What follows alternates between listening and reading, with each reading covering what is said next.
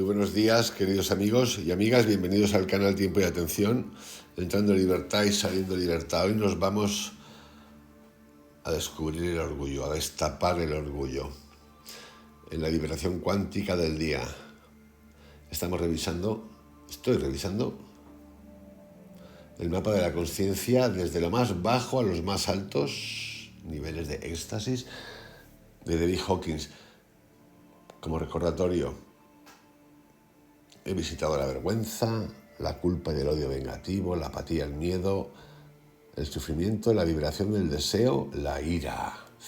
Hoy nos vamos al orgullo, que calibra un poquito más alto, digamos que un poquito mejor, ¿no? Todavía estamos por debajo del 200. Si buscáis ira en un diccionario etimológico, si buscáis orgullo en un diccionario etimológico, por ejemplo, hay uno que es muy bueno, chileno, online, no vais a encontrar prácticamente nada. ¿Por qué? Porque la palabra en sí la que tenéis que buscar es hibris, H-I-B-R-I-S. Si os vais a hibris,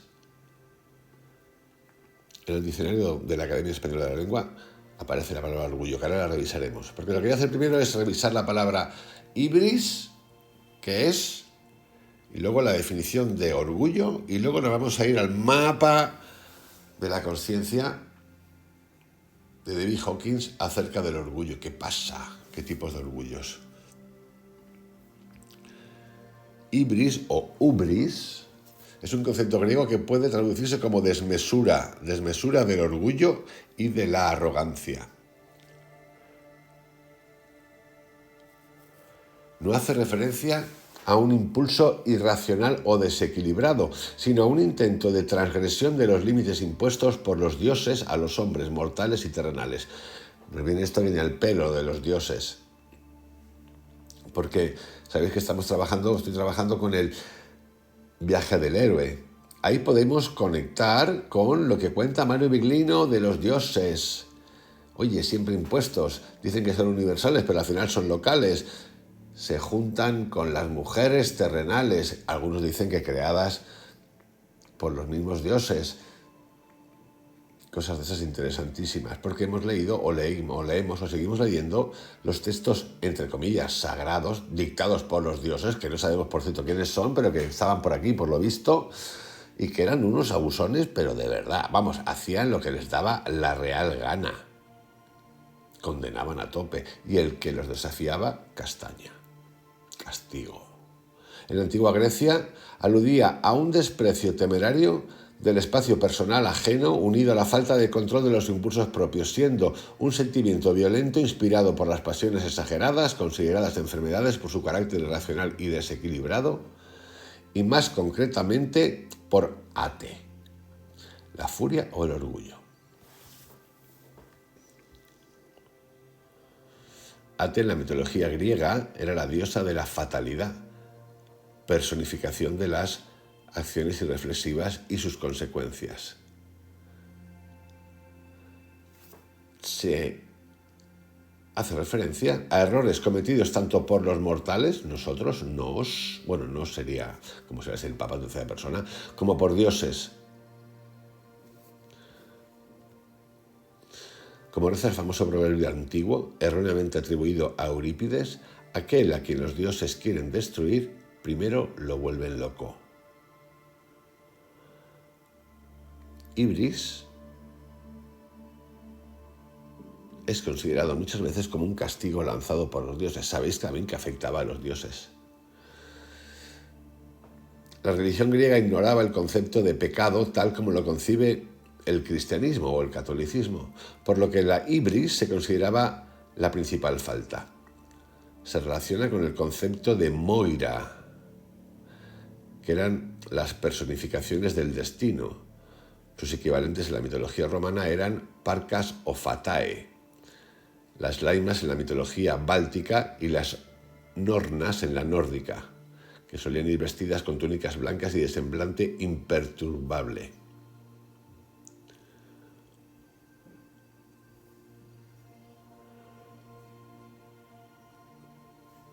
Repito, se relaciona con el concepto de Moira, que en griego significa destino, parte, lote y porción.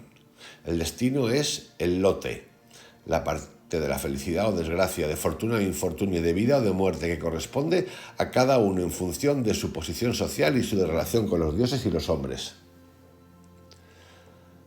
La persona que comete ibris es culpable de querer más que la parte que le fue asignada en la división del destino. La desmesura designa el hecho de desear más que la justa medida que el destino asigna. El castigo a la ibris es la némesis. Némesis significa justo castigo. El castigo de los dioses, que tiene como efecto devolver al individuo dentro de los límites que cruzó. Heródoto, lo expresa de la siguiente manera. Puedes observar cómo la divinidad fulmina con sus rayos a los seres que sobresalen demasiado, sin permitir que se jacten de su condición. En cambio, los pequeños no despiertan sus iras. Puedes observar también cómo siempre lanza sus dardos desde el cielo contra los mayores edificios y los árboles más altos, pues la divinidad tiende a abatir todo lo que descuella en demasía. Aquí lo que tenemos que entender, aparte de toda esta cosa que es fantástica, ¡guau!, me encanta. Es como cuando la gente dice, uy, esa persona el karma se le volverá. ¿Y tú qué sabes, coño? ¿Tú qué sabes el karma que le va a caer a esa persona? ¿Qué sabes? Como si lo supieras, ¿no? Aquí lo importante es irnos ahora a ese viaje de la vibración que llevo haciendo unos cuantos días ya, unos cuantos meses. Somos nosotros que hemos decidido entrar en ese péndulo energético que nos va a traer lo que no queremos, lo que desecho, lo otro, se me inflo, soy el mejor, el más guapo, la más guapa, lo sé todo, es una cosa, tengo una soberbia, un orgullo que me sale por las orejas, por todas partes. Que esa es tu energía, amigo. ¿Qué tiene que ver aquí el dios, los dioses, que te salga un rayo? Pero ¿por qué siempre llevarlo a ese lado? ¿Por qué siempre? Nos encanta porque nos encanta poner en nuestras manos el destino. Tú tienes tu destino. ¿Qué destino? El destino te lo puedes crear tú cambiando cada día las cosas. Ah, ¿cómo? Sí, pero esto nunca nos lo han contado, porque es mejor que los poderosos de todo tipo, religiosos, meditativos, políticos, soberanos, lo que tú quieras, te digan que todo depende de algo exterior. Es muy fácil, ¿no? Porque así lo dejamos en los otros y que nos ayude. Pero ¿y tú qué? ¿Y tú qué, tronqui? ¿Tú qué? ¿Tú qué vas a hacer? La concepción de la ibris como falta determina la moral griega como una moral de la mesura, moderación y la sobriedad, obedeciendo al proverbio pan metron, que significa literalmente la medida en todas las cosas, o mejor aún, nunca demasiado o siempre bastante. El hombre debe seguir siendo consciente de su lugar en el universo, es decir, a la vez de su posición social en una sociedad jerarquizada y de su mortalidad ante los inmortales dioses. Ahí tenemos una primera definición de ibris. Ahora vamos a ver otra. En la filosofía griega, los seres humanos forman parte, ibris, orgullo, de un orden que se llama cosmos. En dicho orden no hay lugar para la distinción tajante entre lo humano y lo divino, la naturaleza y el alma, la biología o la cultura. No obstante, se trata de un orden en el que los seres humanos se reconocen distintos a la divinidad. Los humanos están limitados, no son inmortales ni omnipresentes como los dioses, son al revés finitos y perecederos. Este es un concepto, pero es un concepto filosófico, nada más. Vosotros poneros materialmente en un lugar. Alguien te está imponiendo, aquí nos está imponiendo, pero esta divinidad griega no es una divinidad espiritual, no lo es. Si leéis los mitos griegos, romanos, lo que queréis, veréis que hay guerras, hostias, asedios, tomas de mujeres, relaciones incendiarias. Hay de todo. ¿Por qué aceptar eso como una imposición? ¿Por qué? La moral solo se aplica a quién se aplica la moral. Los dioses pueden hacer lo que se les cante, el ser humano, siempre que la lía, está condenado. ¿Por qué? Porque lo dice el dios o los dioses.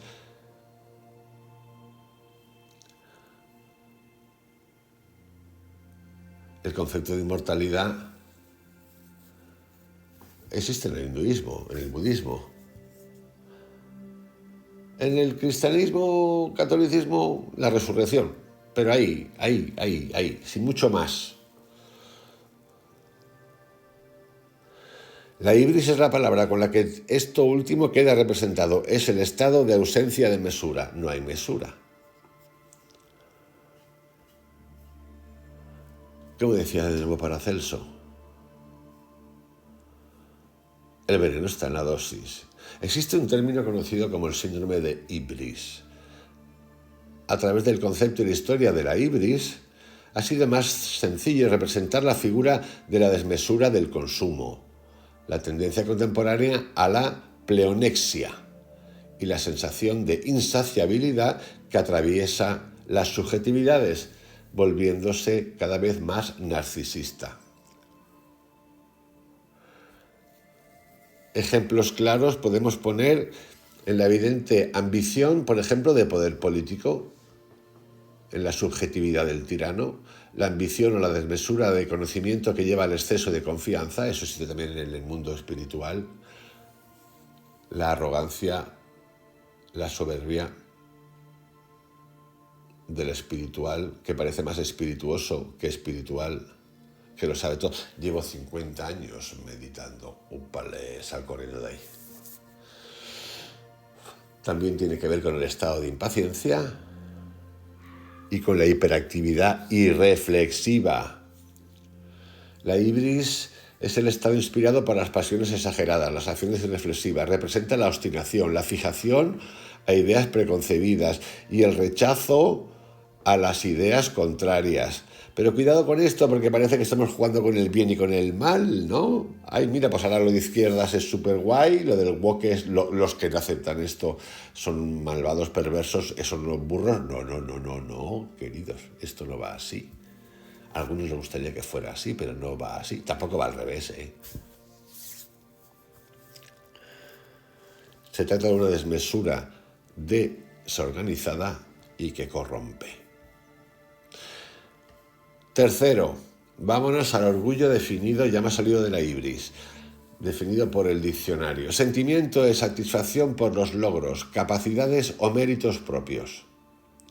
Los méritos, vamos a analizar todo esto, no te los das tú, te los dan los demás, o sea, reconocimiento. Las capacidades pueden ser tuyas, son tuyas. Los logros, de nuevo, son tuyos, pero después de competir con. También puedes decir logro interior, sí, pero el trabajo interior es otra película, porque no hay medallas, por cierto. Sinónimos de orgullo son satisfacción, enorgullecimiento, ufanía. Fijaros los antónimos, o sea, los contrarios.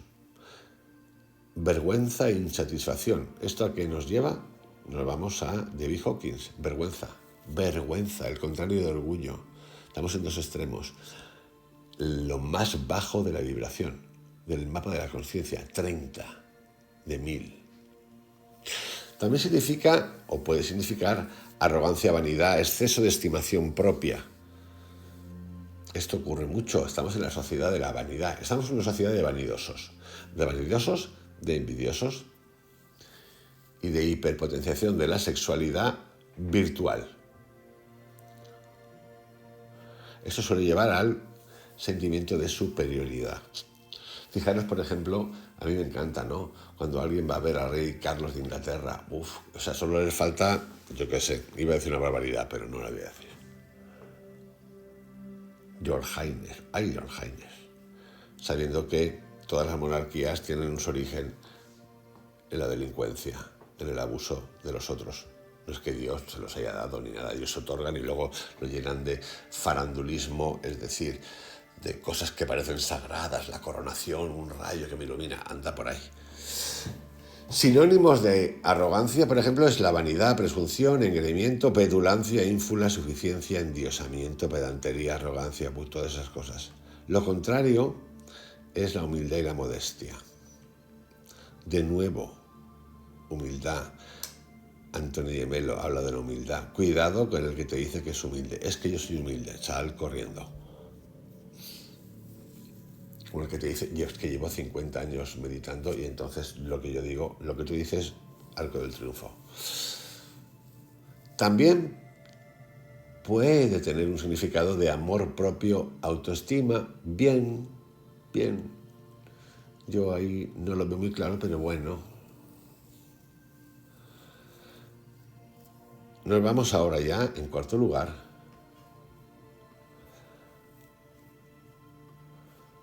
a David Hawkins, al mapa de la conciencia, a ver qué nos cuenta acerca del orgullo. Ibris. Ibris tiene un significado más antiguo. Orgullo, muchas de las palabras que utilizamos hoy en día han perdido el origen que tenían anteriormente. A veces las usamos y no tenemos ni pajolera idea de lo que en realidad estamos diciendo. ¿Por qué? Porque el ser humano, nosotros, muchos de nosotros, no nos preocupamos de buscar los orígenes de las cosas, igual que los orígenes de las emociones, de los sentimientos. ¿Por qué? ¿Qué es lo que hacemos al irnos al viaje interior? ¿Por qué tengo miedo? ¿Por qué tengo rabia? ¿Por qué tengo ira? ¿Por qué cada vez que me imponen algo salto y me cargo al que venga? ¿Por qué? ¿Por qué? Es lo mismo. A veces hablamos, como dicen aquel, por boca de ganso. La gente se siente más positiva al llegar a este nivel, que calibra por cierto en 175, y el aumento de la autoestima es un bálsamo para todo el dolor experimentado en los niveles inferiores de la conciencia. El orgullo está lo suficientemente alejado de la vergüenza, la culpa o el temor como para salir de la desesperación en un enorme salto.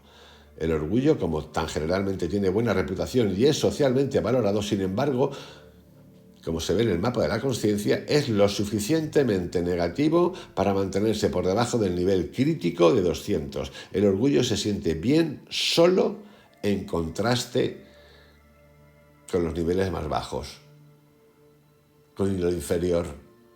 Al orgullo le mola que los demás se sientan inferiores. Es la manera de ser orgulloso. Reconocimiento, porque he ganado, los demás no están a mi altura. Esto ahora en los Juegos Olímpicos lo podemos visto mucho. Uno llega segundo que pensaba que iba a llegar primero y no saluda al otro. ¿Por qué lo voy a saludar si yo he perdido? Yo vengo aquí a ganar. Manda a cagar, palomo. O palomita. O por ejemplo cuando la Wise, la gimnasta americana, que quedó segunda, y la otra gimnasta americana tercera, hicieron unos gestos de reconocimiento a la que ganó, que fue una brasileña, y unos deportistas norteamericanos dijeron que eso era ofensivo para la cultura deportiva americana. ¡Que taraos! Hay los que queráis. Eso es orgullo, por ejemplo.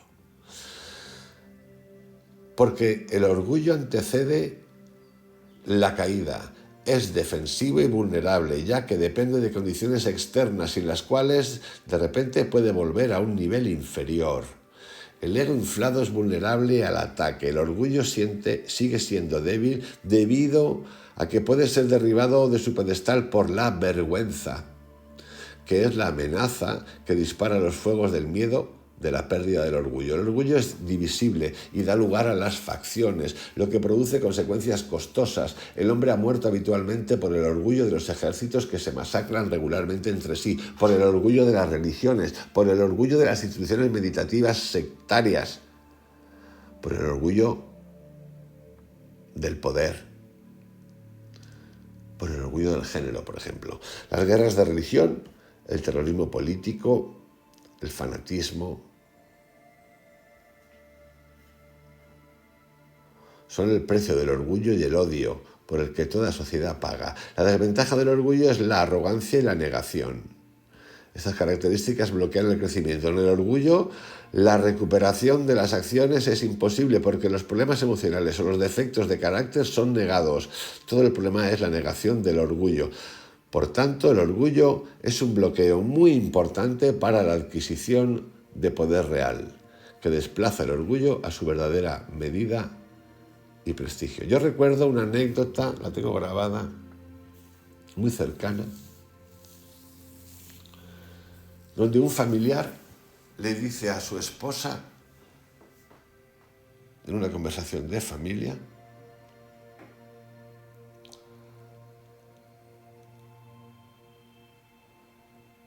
tal persona, no puedo decir el nombre, bueno, lo puedo decir pero no lo voy a decir, no sabe lo que está diciendo porque ella es analfabeta. Imagínate que tu marido te llama analfabeta delante de gente y tú pones cara de empanar y aceptas. Estas son formas de violencia, de apoderarse del otro, de la otra. En términos de cada uno, de la expresión de cada uno, lo que se puede observar es lo siguiente. En este caso, el uno es un soberbio, un arrogante, que necesita ningunear al otro, a su más cercano, para él sentirse superior. La otra persona que acepta estas cosas, acepta porque quiere. Puede tener carencias, puede tener a lo mejor vergüenza, pero eso es un sometimiento. Si no pide ayuda, no se le puede ofrecer ayuda. Uno debe de rescatar. En asuntos tales como la vergüenza, la ayuda es necesaria. Uno solo no suele salir. Acabo de poner un ejemplo real. Que esto nos puede haber pasado a todos, ¿eh?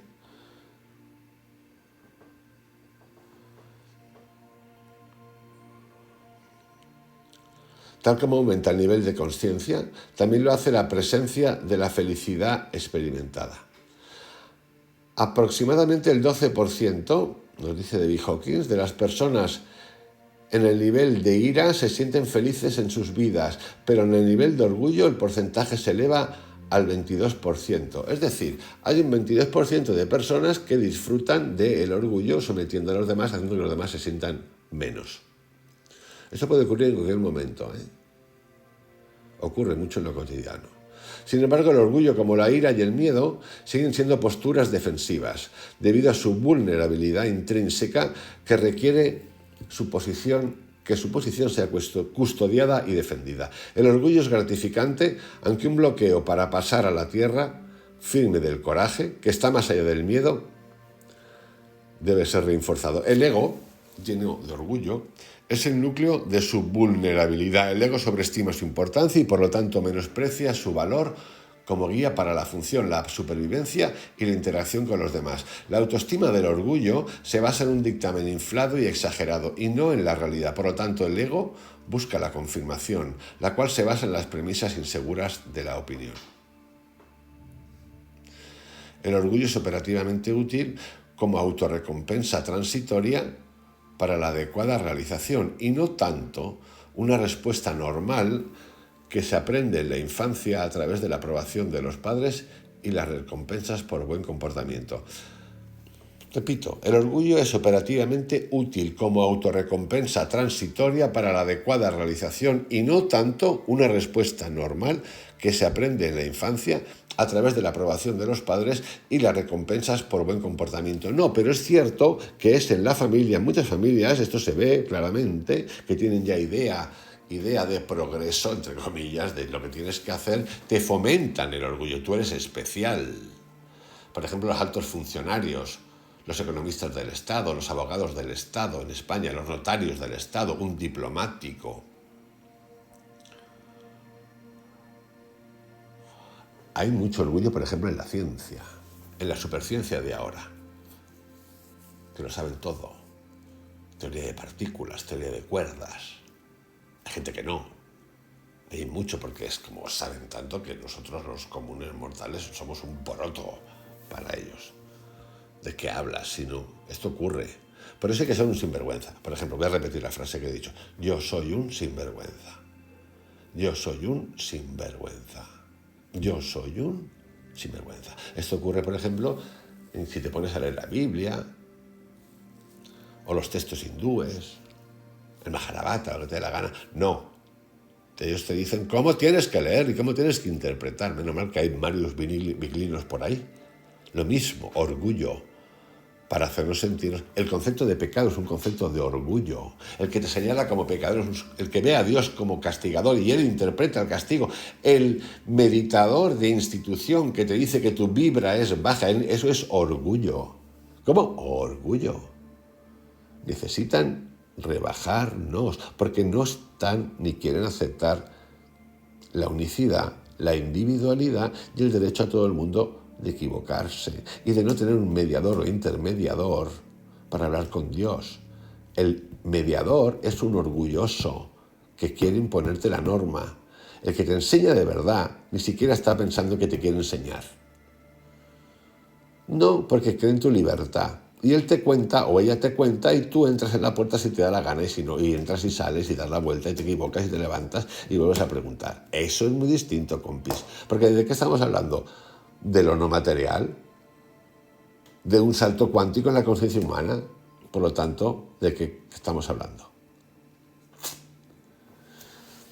El orgullo es a menudo dependiente de la imagen social y sus expresiones a través de las posesiones, la publicidad, los títulos, la riqueza, títulos, marqués, rey, presidente. La riqueza, gurú, él es un avatar. Madre mía. Él es un avatar. Claro, nosotros, yo cuando dicen avatar me acuerdo de la película, digo, ¡guau! Avatar, la tienda del yogi. El estatus social y sus símbolos motivan las subculturas que tienen sus propias consignas intrínsecas de éxito. Estas pueden incluirlo todo, desde el estilo del lenguaje y el vestir. ¿A quién conoces? ¿Qué lees? Recuerdo no hace mucho 2 personas a las que tengo aprecio. No son amigos, íntimos. ¿Tú qué cultura, atentos a la pregunta, ¿tú qué cultura consumes? A mí casi me entra la cagalera cuando yo qué cultura consumo. ¿Tú qué cultura consumes? Yo creo que no hace falta que explique mucho más cuando alguien te hace esa pregunta la fundida de plomos en la que estamos, ¿no? Repito, el orgullo. Estas pueden incluir desde el estilo del lenguaje, el vestimento, la cultura, lo que lees, qué cine ves, qué comes, restaurantes, dónde vas, el tamaño de tu casa, el automóvil, accesorios de riqueza o riqueza cultural que llaman, o riqueza espiritual, ¿no?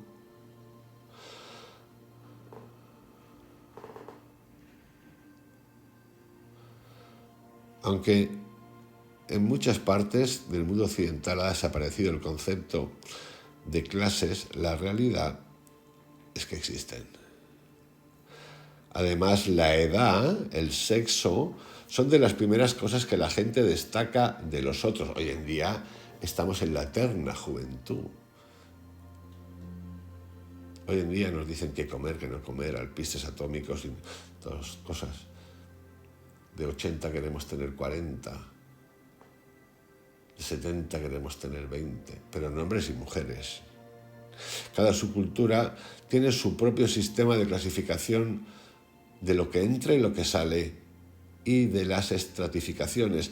Estos aparecen en los matices de los roles y privilegios, así como las responsabilidades y expectativas, con las consiguientes recompensas y obligaciones como resultado del complejo sistema motivador. Los valores se pueden automáticamente acumular a determinadas actividades y cualidades tales como la educación, los rasgos de la personalidad y los estilos de comportamiento y habla. Estas se codifican dentro de las subculturas. Cada una de ellas tiene también sus propios códigos internos aceptados. La presión social de las subculturas es fuerte, muy fuerte, y muchas veces determina el contenido de las pautas de comportamiento interiorizadas que definen el éxito o el fracaso y afectan al orgullo, la autoestima y el valor social percibido.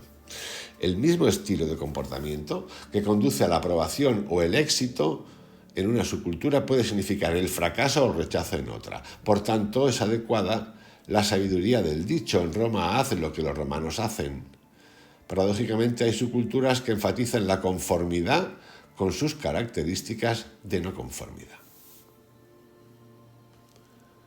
Cada subcultura tiene su propia filosofía intrínseca, no escrita, entrelazada con las actitudes y sistemas de creencias que se expresan como una orientación hacia los presuntos valores, metas y gamas de opciones. Bueno, hay vegetarianos que dicen que los que comen carne envenenan el mundo, cosas de ese tipo.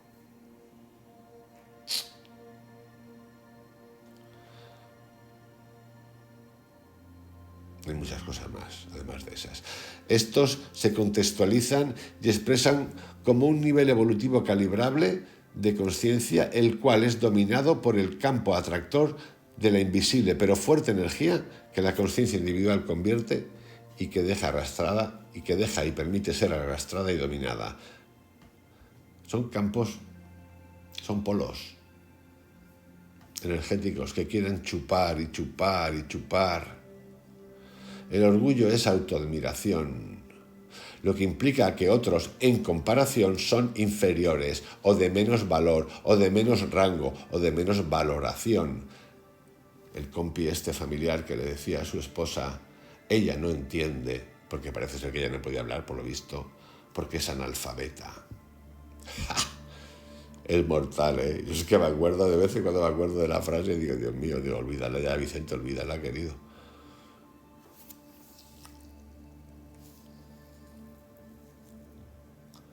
El orgullo es escondido por su vulnerabilidad y por su alta visibilidad. Su desventaja es la envidia, la competitividad, los celos y sus consecuencias de odio, malicia y victimismo. También de robo, por ejemplo.